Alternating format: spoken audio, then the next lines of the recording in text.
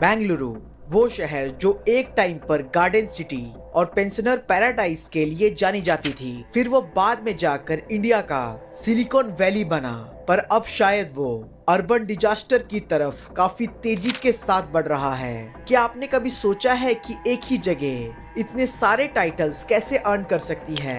बेंगलोर एक ऐसा शहर जहां इसरो के रॉकेट डिजाइन होते हैं, IISc में कटिंग एज रिसर्च होती है और ग्लोबल टेक कंपनीज के ऑफिसेस, ये सब कुछ बेंगलोर में ही है। लेकिन यही वो जगह है जहां लोग पानी के लिए तरसते हैं, ट्रैफिक में घंटों वेस्ट करते हैं और लैंग्वेज के नाम पर लड़ाई होती है। ये कॉन्ट्रास्ट इतनी शार्प है कि आपको यकीन नहीं होगा कि ये सब एक शहर की बात है। 1800 के एंड में बेंगलोर एक ब्रिटिश कैंटोनमेंट था, लेकिन 1911 में कुछ ऐसा हुआ जो इस शहर की किस्मत बदलने वाला था। लेकिन ऐसा क्या हुआ था? 1911 में जमशेदजी टाटा, जो कि एक विजनरी थे, उनका सपना था कि इंडिया में एक वर्ल्ड क्लास यूनिवर्सिटी बनाना। उन्होंने उस समय के बॉम्बे में कोशिश की, लेकिन वहां पर बात नहीं बन पाई। फिर उन्होंने प्रोफेसर विलियम रामसे को पूरे इंडिया में घूमने भेजा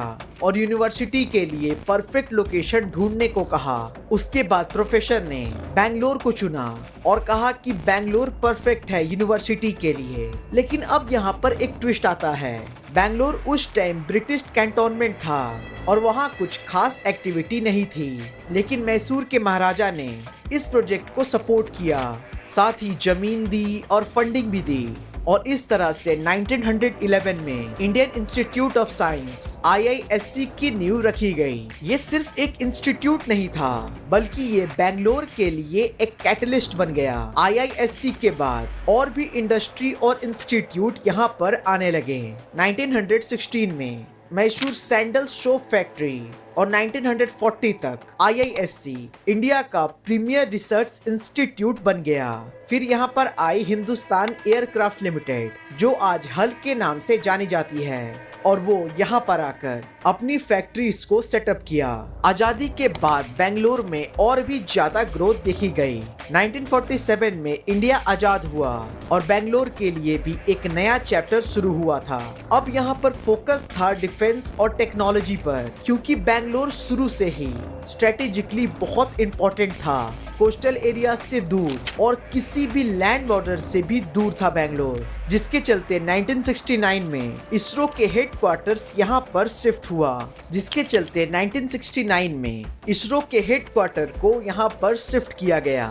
इंडियन टेलीफोन इंडस्ट्रीज, HMT और भारत इलेक्ट्रॉनिक्स जैसे कई सारी सरकारी कंपनीज यहाँ पर अपनी ऑफिसेस खोल रही थीं। RK बालिगा ने बेंगलोर को इलेक्ट्रॉनिक सिटी का कॉन्सेप्ट दिया, जो 1978 में रियलिटी में बदल गया।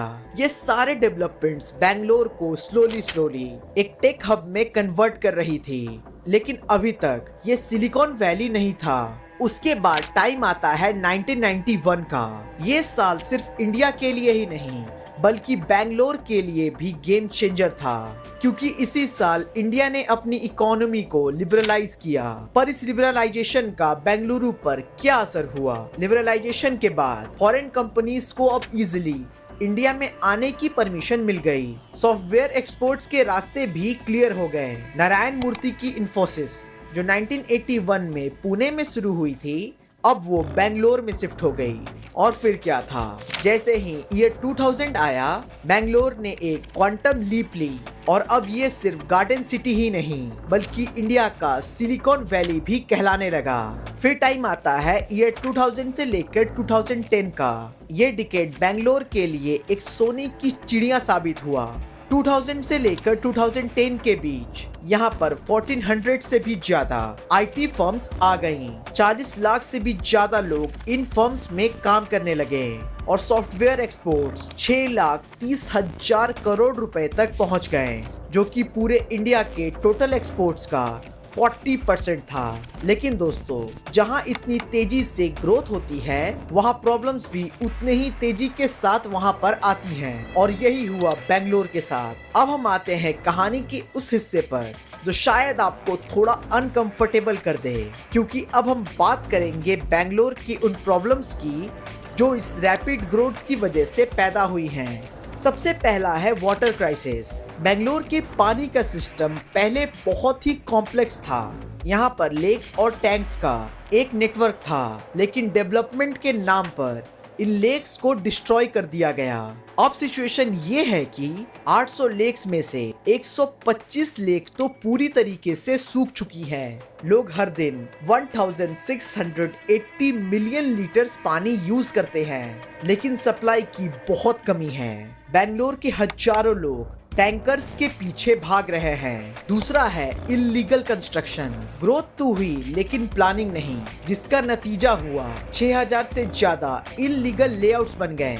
लेक, बेड्स और वैलीज पर भी कंस्ट्रक्शन शुरू कर दिया गया, और जब बारिश होती है तो पूरे शहर में फ्लड आ जाती है और हर जगह पानी भरा हुआ मिलता है। अगला है ट्रैफिक नाइटमेयर। बेंगलोर अब दुनिया की 6th मोस्ट कंजेस्टेड सिटी बन चुकी है। 10 किलोमीटर की जर्नी करने में अगर आप उसे पीक आवर में करते हैं तो आपको 28 मिनट तक लग सकते हैं, और कहीं कहीं तो सिर्फ 1 से लेकर 1.5 किलोमीटर तक जाने के लिए 2 घंटे तक लग जाते हैं। बेंगलोर में कार की सेल्स में 340% की ग्रोथ हुई है, लेकिन रोड्स का क्या, वो अभी भी उतनी ही पुरानी है। अगला प्रॉब्लम है लैंग्वेज कॉन्फ्लिक्ट। डेवलपमेंट के साथ साथ कुछ लोग कल्चरल प्रोटेक्शन के नाम पर भी एक्सट्रीमिज्म फैला रहे हैं, हिंदी और इंग्लिश बोर्ड्स को तोड़ रहे हैं, और जो लोग भी बेंगलोर के बाहर से आए हैं उन्हें धमका रहे हैं, जिसकी वजह से बिजनेस एनवायरनमेंट डैमेज हो रही है। तो क्या अब बेंगलोर के लिए कोई भी उम्मीद नहीं है? ऐसा बिल्कुल नहीं है। हर प्रॉब्लम का सॉल्यूशन होता है, बस उसे इम्प्लीमेंट करने की जरूरत है। सबसे पहले वाटर मैनेजमेंट। बेंगलोर को अपने लेक्स को रिवाइव करना होगा। रेन वाटर हार्वेस्टिंग को मैंडेटरी बनाना होगा। दूसरा है अर्बन प्लानिंग। स्ट्रिक्ट कानून और बेटर इम्प्लीमेंटेशन चाहिए, जिससे इनलीगल कंस्ट्रक्शन रोका जाए। उसके बाद है पब्लिक ट्रांसपोर्ट। मेट्रो नेटवर्क को एक्सपैंड करना होगा और लास्ट माइल कनेक्टिविटी इंप्रूव करनी होगी, जिससे ज्यादा से ज्यादा लोग मेट्रो से ही जर्नी करें और सिटी में भीड़ और ट्रैफिक कम हो। अगला है कल्चरल हार्मोनी। डाइवर्सिटी को सेलिब्रेट करना होगा, ना कि उसे डिवाइड करने के लिए यूज करना। दोस्तों, बेंगलोर की कहानी सिर्फ बेंगलोर की ही नहीं, बल्कि ये हमारी भी सिटी की कहानी है। हमें भी सोचना होगा कि हम अपने शहरों को कैसे डेवलप करते हैं। क्या हम सब सस्टेनेबल डेवलपमेंट कर रहे हैं, या सिर्फ शॉर्ट टर्म गेन्स के लिए अपने फ्यूचर्स को खतरे में डाल रहे हैं? बेंगलोर ने हमें दिखाया है कि रैपिड ग्रोथ के साथ साथ प्लानिंग भी जरूरी है। हमें अपने नेचुरल रिसोर्सेज की वैल्यू समझनी होगी और उन्हें प्रोटेक्ट करना होगा। आप क्या सोचते हैं, क्या बेंगलोर फिर से अपनी गार्डन सिटी वाली आइडेंटिटी वापस ला सकता है, या फिर ये सिर्फ एक टेक हब बनकर रह जाएगा? आप अपने थॉट्स कमेंट बॉक्स में जरूर शेयर करें। अगर आपको ये वीडियो इन्फॉर्मेटिव लगी तो इस वीडियो को प्लीज लाइक और शेयर जरूर करें, और हाँ, चैनल को सब्सक्राइब करना ना भूलें, ताकि आपको ऐसे ही इंटरेस्टिंग वीडियोस मिल सकें।